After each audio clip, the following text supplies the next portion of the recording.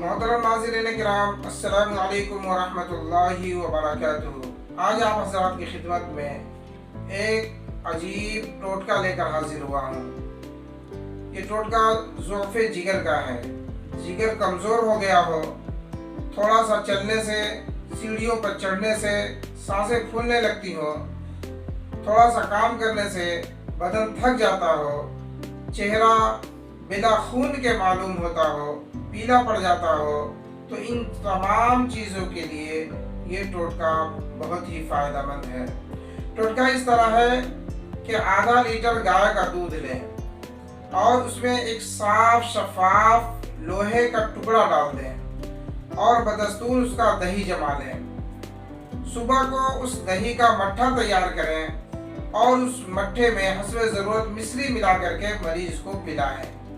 اس طرح کرنے سے انشاءاللہ چند دنوں میں ہی مریض کی ساری کمزوری ختم ہو جائے گی، چہرہ انار کی طرح سرخ ہو جائے گا، جگر مضبوط ہو جائے گا اور تمام پریشانیاں دور ہو جائیں گی۔ اس طرح کی مزید معلوماتی اور گھریلو ضروریات کی ویڈیوز دیکھنے کے لیے ہمارے چینل کو سبسکرائب کریں اور دوسروں تک پہنچائیں، شیئر کریں تاکہ یہ فائدہ عام ہو سکے۔ السلام علیکم ورحمۃ اللہ وبرکاتہ۔